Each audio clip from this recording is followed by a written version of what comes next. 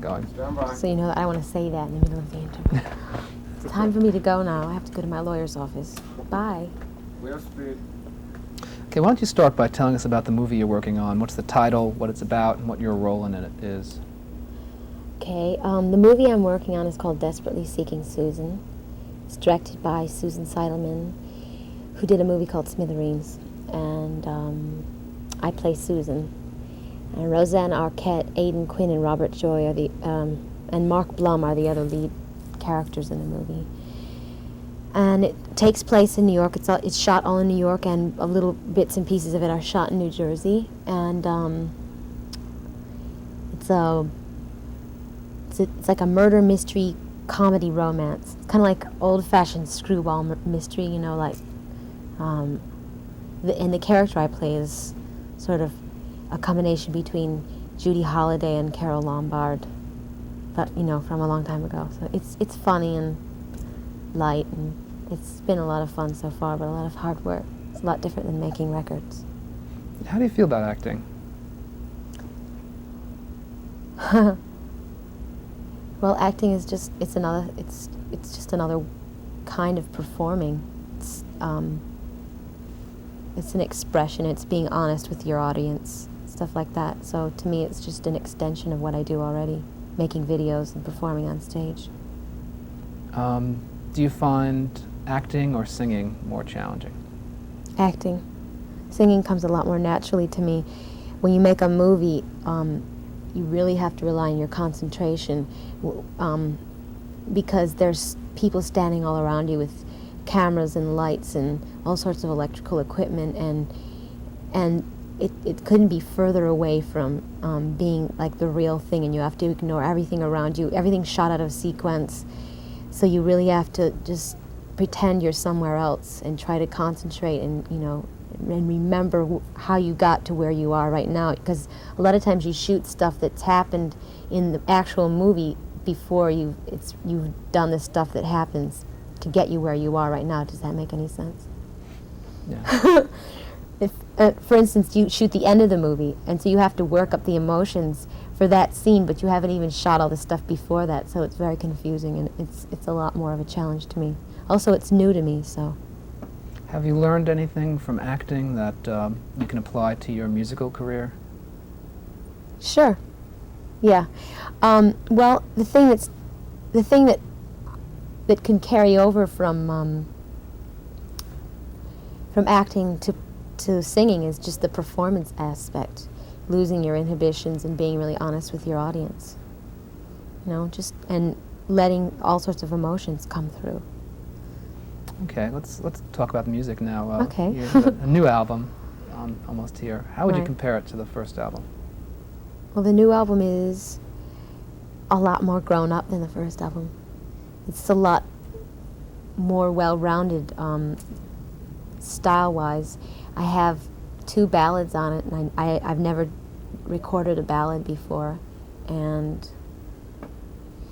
it's not. My first album was termed a dance record. You know, everything was up-tempo dance music, but this one is a lot of different kinds of sounds. There's some old stuff that sounds like old Motown. There's some really high energy, you know, stuff that maybe sounds more English, more techno. There's a lot of synthesizers. So I think it just shows my growth as a singer and a songwriter. What do you think you're trying to get across with your music?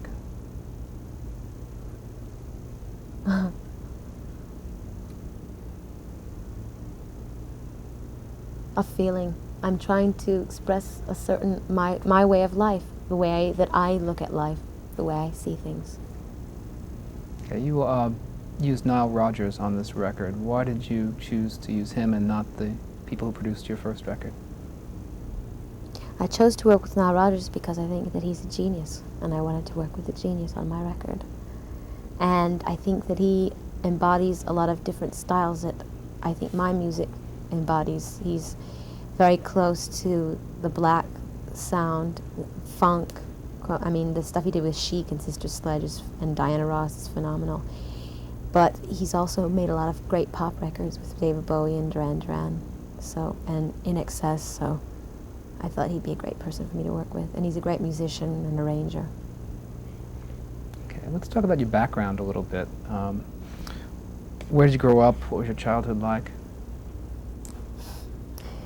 I grew up in Michigan, a lot of different places. I was born in Bay City, lived in Detroit for a while, lived in Pontiac for a while, then moved to the suburbs when I was in high school. And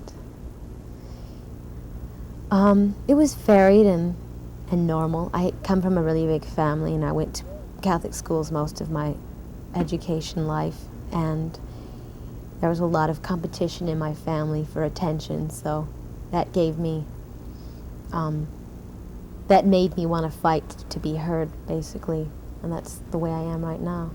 And Catholic schools gave me a sense of discipline, and I think the people I grew up with were very musically oriented, so that influenced me a lot. I studied dance, but all my brothers and sisters were musicians. They studied, they had instruments they could play, and so I was always hearing different kinds of music. And, you know, Detroit's a very musical town, so there's a lot of great bands and great people, musical performers have come out of that place, so I think I came from the right place. What made you come to New York? I don't know. When I was 5 years old, I just woke up one day and I had this idea that I was going to come to New York. I just had to, and so I graduated. As soon as I graduated from high school, I came here. Well, I graduated like early, and I just kind of ran away and came here as soon as I could. When you came here, was there something that you were looking for, or something you were trying to achieve? Fame and fortune. Yeah. Okay. How did your family feel about your success now? I think they're very happy. They were very confused before I achieved success because they could never understand what I was doing here, but now that they can hear my records and see me in magazines and on TV, it sort of all makes sense to them. Until then, it was intangible. You said you were a dancer before. Can you tell us about that and why you changed careers? Because I wanted to use my voice too. And when you're a dancer, you act with you perform with your body. And I think I had a lot of things to say in other ways besides movement. So that's when I got into the music business.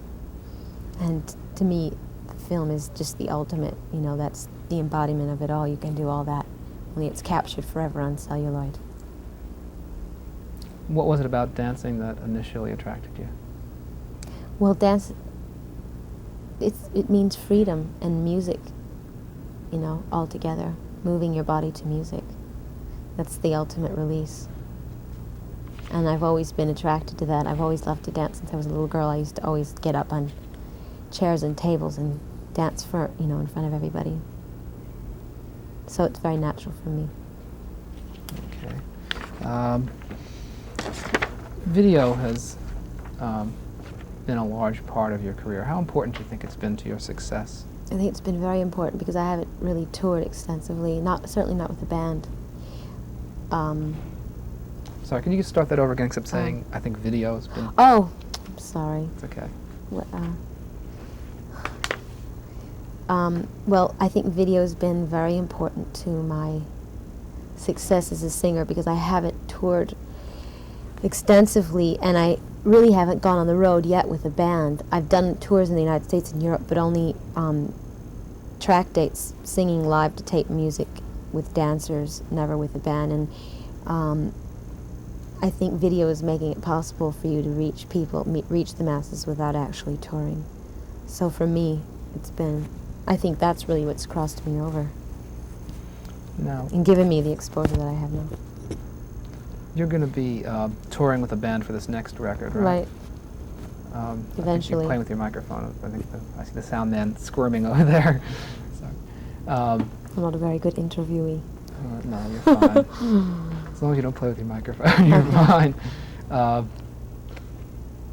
How do you feel about the prospect of going out on the road with the band now? Well, I have mixed feelings about touring with a band because I love to perform and I love to be on stage, but it's very taxing, and it's rough, you know, to travel in a bus, and I mean you really have to be geared up for dealing with a lot of the problems that you deal with. You know, when you do TV shows and you sing to tape music, all you have is a tape, and you know you're just dealing with a very small group of people. With the band, you have all the musicians, you have all the equipment, you have a sound person, you know you have to do sound checks. It's very involved, and there's a lot more risk involved, and there's a lot more things that could go wrong, and I don't know. So I don't want to deal with that aspect of it, but I do want to perform, and I do want to I want to do a major city tour in the United States. That's what I want to do. So maybe once I get on the road, I'll just like get past that, and the reward from the actual performing will, you know, not let me think about all the problems that I have to deal with. Do you have anything definitely set at this point, or? No, because I'm not sure about the actual release dates. I know the single from my new album, Like a Virgin, is coming out on October 15th, and I hope that the album will follow approximately 4 weeks after that. So that's when I think the tour will be good, right when the album comes out.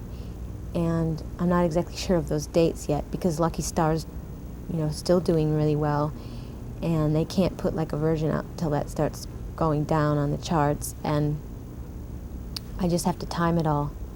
And then there's also, you know, the holidays and stuff. I don't think it's a good idea to tour right around Christmas. Sex appeal is obviously a big part of your image. How do you feel about using sex to sell yourself and sell your talents? I don't think that I'm using sex to sell myself. I think that I'm a very sexual person, and that comes through in my performing. And if that's what gets people to buy my records, then that's fine. But I don't think of it consciously, well, I'm going to be sexy to get people interested in me. It's the way I am. It's the way I've always been. What kind of reaction do you get from feminists, and what kind of replies do you give them when they criticize you? If I do get any I don't really get them that often. Every once in a while I'll get a reaction from another performer who's a feminist, a singer. And if I do get anything from them, I think they're jealous and envious of me. And my reply to them is that that's the choice that I've made. I'm not going to tell you what to do with your life, and you're not going to tell me what to do with mine. I enjoy this. This is my choice.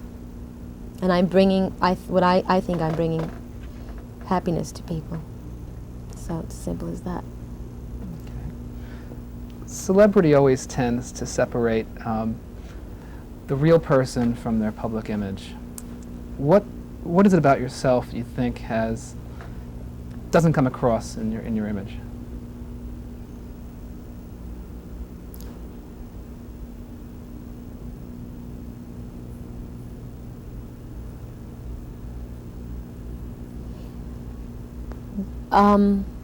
I think that the world sees images. I mean, you build an image for yourself, and the world ends up seeing only that aspect of you. Maybe eventually every person is multifaceted, and hopefully, the longer your career goes on, the more you can get that out of you. But I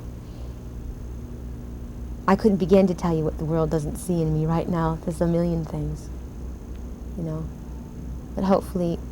And I don't think it's really important to let all of that out. I think it's important to keep certain things to yourself privately. Okay, fair enough. I think we have to just change tape. I only have a couple more questions left for you.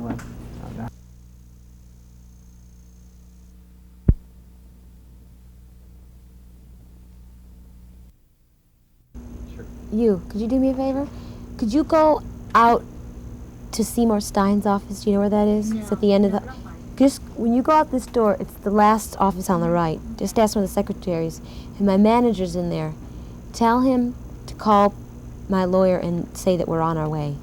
Okay? Please. Thank you. You want to just go right into it? Let's wait for Dana to go through the door. Okay. Oh, Madonna, I wanted to tell you one. Sometimes when you have your leg up, it almost gets into your face a little bit, so if comfortable, and you can lower it. Thanks. What about the last part of the interview? It was close, but it wasn't obstructing it. Yeah. Oh, okay. It looked okay. I just, in case you Okay. wanted to- What's different about you now than before you were successful? Well, now that I'm successful, I have a million more things to worry about. Before, I was just basically interested in my survival, like what I was going to eat and what I was going to wear when it got cold outside and where I was going to live. But now I have to worry about who's ripping me off, and then is my accountant paying all my bills, and is my lawyer making all those deals for me, and you know, boring and mundane things like that.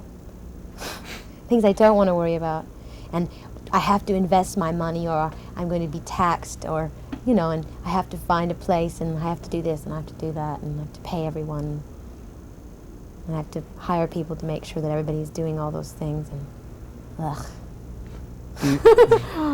But then there's good things too. Like what? Well, now I don't have to worry about eating and dressing and things like that. You know, those basic survival things. But I never forget those days. So Do you miss them at all? sometimes I miss the simplicity of not having very much. Where do you go from here? What do you do next? My lawyer's office? What do you want to ultimately achieve? Let's put it that way.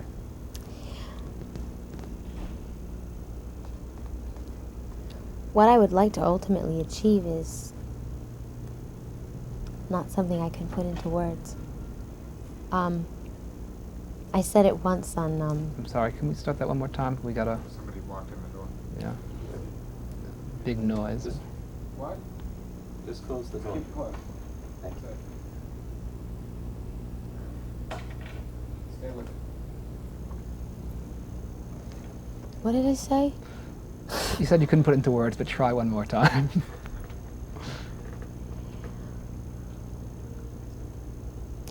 What I would like to ultimately achieve, I already told Dick Clark once on American Bandstand. So I'll repeat it again and annoy everyone who was annoyed before when I said it. I want to conquer the world. Okay? Okay, that's good enough. Let's just set up a hypothetical situation. Let's Yes. say that your next record does great. The record after that bombs. What do you do?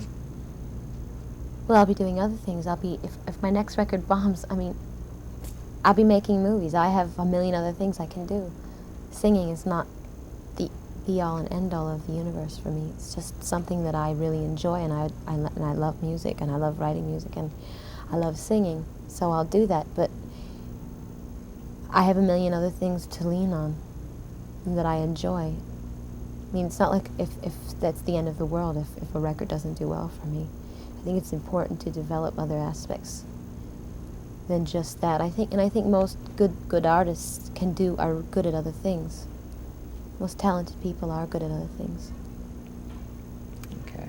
There's one last thing I'd like to do. We're playing a video on this show. It's the Flying Lizard Sex Machine. I don't know if you've heard that record yet. It's their, you remember Money? Yeah, I remember that record, yeah. Well, they do a version of James Brown's Sex Machine. Oh, Very great. deadpan. It's wonderful. So, hence my next question, which is, Yeah. what does the phrase sex machine mean to you? Can I say it on TV? Go ahead. The phrase sex machine.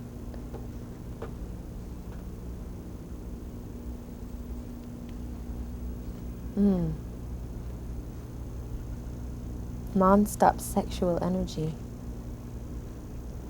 That's the phrase sex machine means to me, yeah. Great. I just want to get a couple of medium shots that we can use for cutaways. Just if you could. What just a look at- question. That was a very good answer. Euphemism. It was wonderful. My boyfriend. We asked We'd like to hear Steve that. Martin the other day what Sex Machine meant to him, and he said, Me. no, he said, vibrator.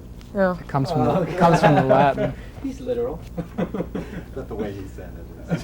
I guess that's the thing you need. Okay, this will just take us. I would have meant to Go James Brad. Bladder. Well, I did James Brad. Wait. That's what I. If we get the title ones now while the sun's out. Is there anything else Hmm. we should talk about? I don't think so. I think you Covered covered everything. Okay. Blah, No, blah. no, just listen. What is that wonderful thing on your arm? That little box Hair? there? Your wrist radio? No. It's The other a one. transistor radio, AM radio. Is it really? Mhm. Does it really work? Yeah. That's great. Now get mine. It's like a little wrist TV, Dick Tracy. I used to have a watch in it that worked. It's not. I've dropped it too many times. It's broken.